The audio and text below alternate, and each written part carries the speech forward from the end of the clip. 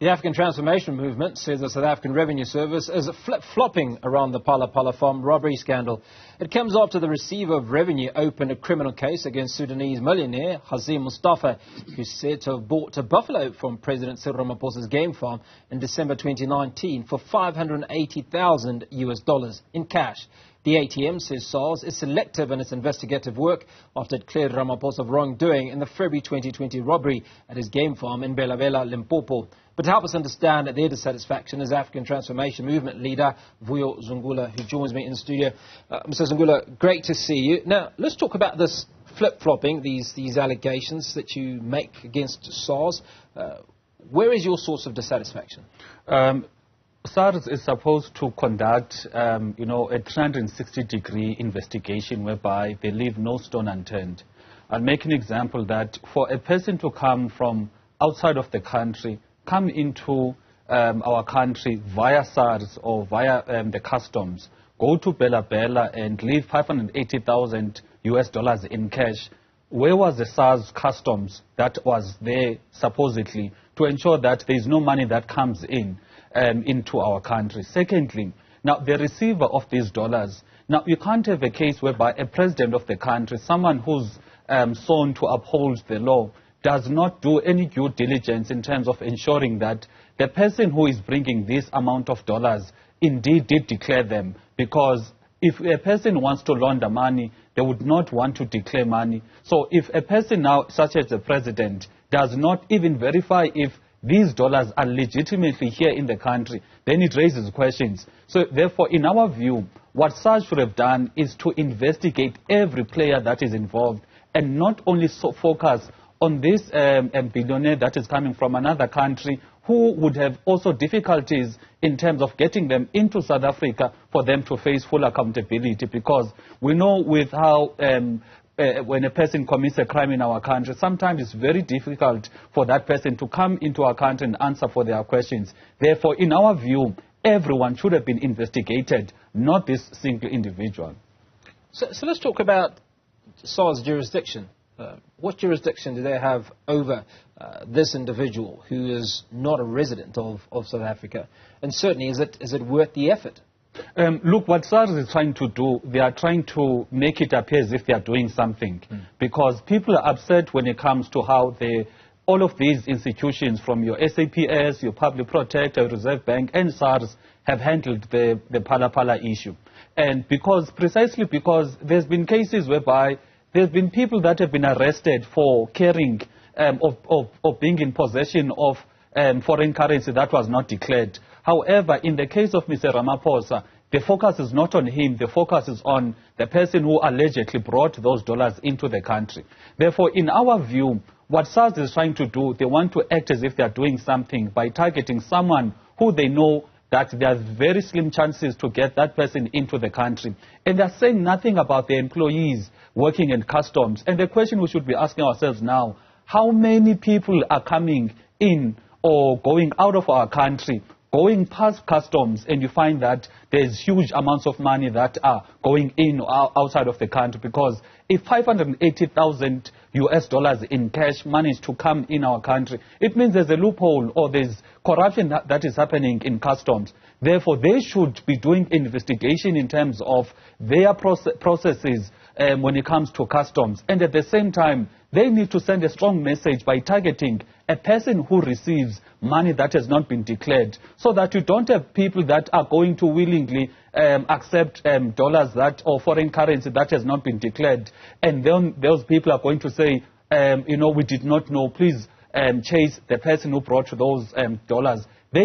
SARS needed to focus on everyone. And the last thing on this issue is that SARS has got an obligation to be truthful to South Africans, because on one side, they were saying that Mr. Ramaphosa's Ndabanyoni close cooperation, their taxes was above board and everything was done according to the book. But the question is, if Mr. Ramaphosa did not declare that 580,000 to the Reserve Bank and the theft was not reported to the SAPS, how can it be that one would assume that the money was reported to SARS which begs the question of tax evasion, because if money was not reported to SARS, then that is tax evasion. So in our view, SARS needs to act in a way that gives confidence to citizens that there is no politician, no president that is going to be treated as if they are above the law.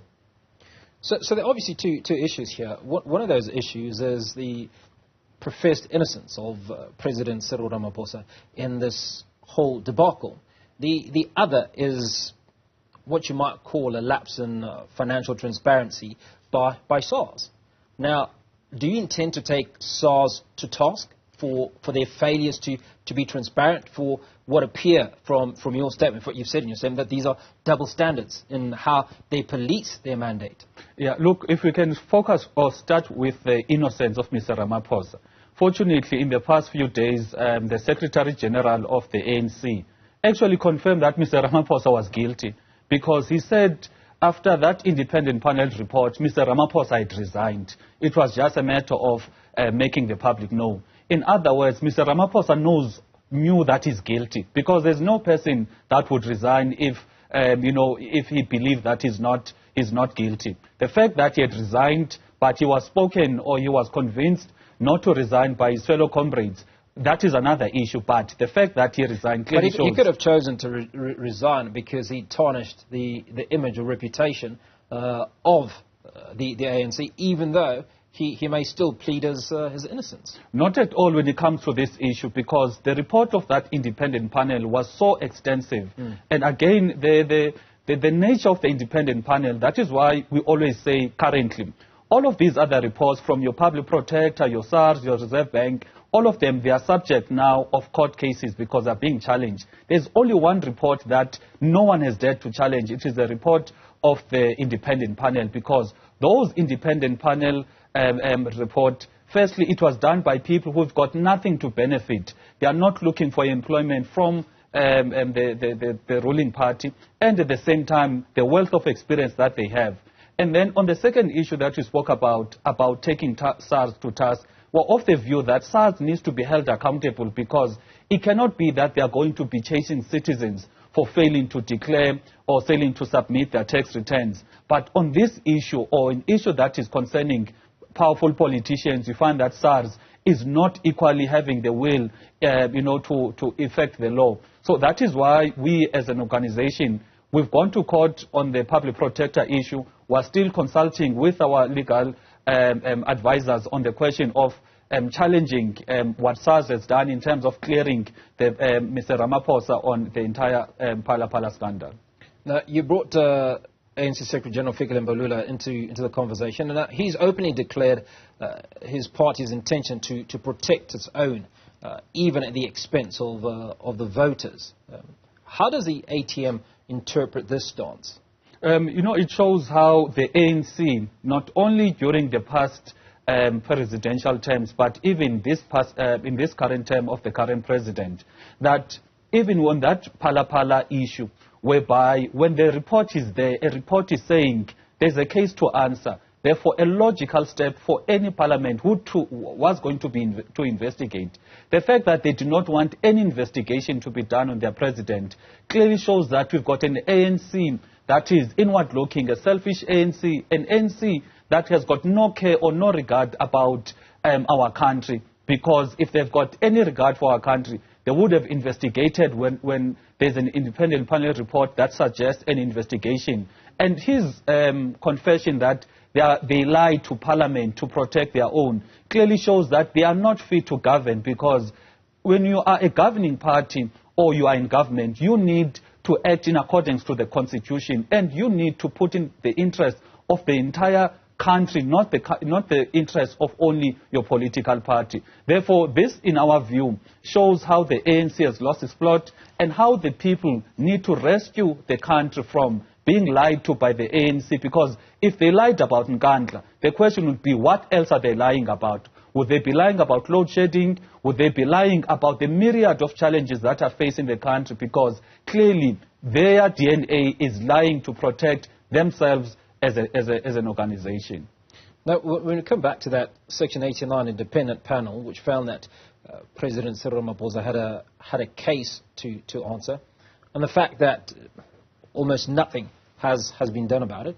What does it speak to issues around accountability and the effort, the claimed effort, certainly by the ANC government, to deal with corruption? And I suppose all of this even goes back to the Zondo Commission, that multiple findings were had and very little appears to have been done to deal with those perpetrators. Look, you can't have ANC and accountability in the same sentence, because ANC has proven time and time again that they are opposed to any form of accountability on their leaders. Because if you look at the Zondo Commission of Inquiry, there is scathing findings on some of the ministers that are currently in cabinet. And you can't have now a president that is going to allow a report that cost billions of rands, and then their recommendations against sitting ministers, but the president does not act. And you can't have a case whereby ANC, also in parliament, is doing nothing to improve the processes of parliament in order for them to prevent any form of state capture in the future and to deal with any wrongdoers when it comes to corruption. And most importantly, the admission by Mr. Mbalula on that the ANC lies to protect their people again shows how the ANC needs to be relieved from governance in May, because clearly they are willing to destroy the country as long as them as an organization or as the leaders are protected. And again, we know in our country that they exert political pressure on officials. And the question that people should ask themselves, if they lied to Parliament or in Parliament about Nkandla and other issues, what political pressure would they be exerting in the other institutions, whether it's the NPA or is the Reserve Bank or SAPS or any institution that is there to protect our democracy, inculcate the values of accountability? What political pressures are those people subjected to in order to protect ANC leaders who are found in the wrongdoing? Because they can't only do it in Nkandla or when it comes to Nkandla. Chances are they're doing it everywhere and anywhere. Anything that they are doing wrong in our country, they are going to apply pressure to the investigating authorities so that they are not held accountable. Is President Cyril Ramaphosa being protected by South African Reserve Bank, by SARS, and by the Public Protector? If so, why and how? Let's start with the Public Protector. I'll focus on one issue whereby the Public Protector was saying Mr. Ramaphosa was not actively involved in the running of the business. Whereas the facts that are there, even in his own affidavit, Mr. Ramaphosa stipulates how he was involved in a particular sale, whereby he said, move money here, take this particular set of buffaloes, and this is how we are going to deal with the money. That is common sense, that person is actively involved in the running of the business. So that is the question of the Public Protector. On the Reserve Bank, if you look at the days between when the money was delivered in Phala versus when the money was supposedly stolen, it is more than 30 days. However, the Reserve Bank now comes with a flimsy explanation that the transaction was not perfected. In our view, we've never had any case whereby the Reserve Bank is going to say the transaction is not perfected, whereas they should be encouraging further investigation and further probing, because if you are going to launder money, obviously you are not going to go the legal route of declaring money when you receive it, and you are not going to report a case to the police station if that money is stolen because you are laundering money in the first place. Therefore, institutions, in our view, should have acted in a manner that promotes anti-money laundering and anti-tax evasion. But in this case, they've done the opposite by firstly being evasive, by being secretive, and ensuring that they are going to tarnish the reputation of these institutions, all to protect one individual. Now, the ATM lodged a bid to set aside the Public Protector's report on the Phala Farmgate scandal. Why does the party believe that this is necessary? It's more than necessary because we need to live in a country whereby whoever that is president is always held by the highest standard of the Constitution and abides by our respective laws. Therefore, if you are going to have a clear violation of laws, particularly our Constitution, then people need to act against that particular individual who becomes president. We can't have a case whereby the presidents or the mighty and powerful political parties in our country are going to be exempt from the law, whereas we want South African citizens to abide by the law. We need to have a culture whereby citizens abide by the law, also the leaders who are in government also abide by the law. Again, there's a question of double standards, whereby citizens, there are some citizens that have been arrested for having, cash that in their possession that has not been declared or that is above the limit. But when it comes to Mr. Ramaphosa, that has not happened. We read almost every day about how some of these politicians receive kickbacks from tenders, and obviously they are going to operate in cash.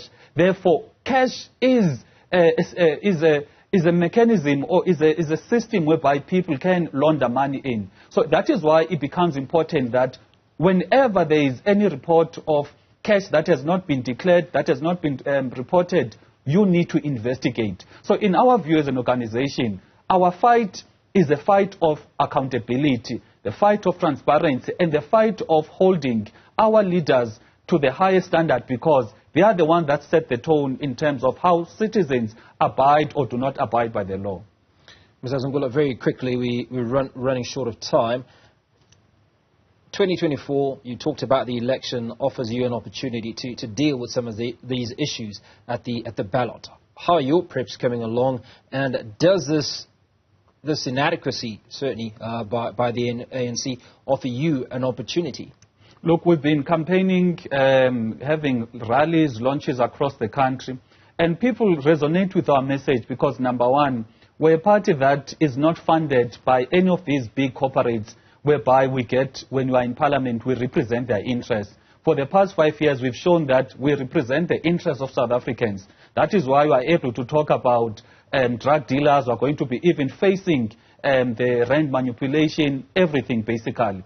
And at the same time, we've offered tangible solutions to deal with crime, your unemployment, and the social problems that we have in our country. So we want as an organization to remind people that they need to take the responsibility of shaping the direction of the country. They can't be saying they are not going to participate in the electoral processes, yet they are going to complain when there's going to be load shedding, high levels of unemployment and crime. So in our view as an organization, people must take responsibility of shaping the direction of the country, particularly come this May, because these elections are a matter of life and death of many South Africans if you consider the high crime rates or high unemployment rates, because there's a chance that the country could collapse if it continues in this trend. Appreciate your time as always. Thank you so much for speaking to us on In Focus. Thank you so much.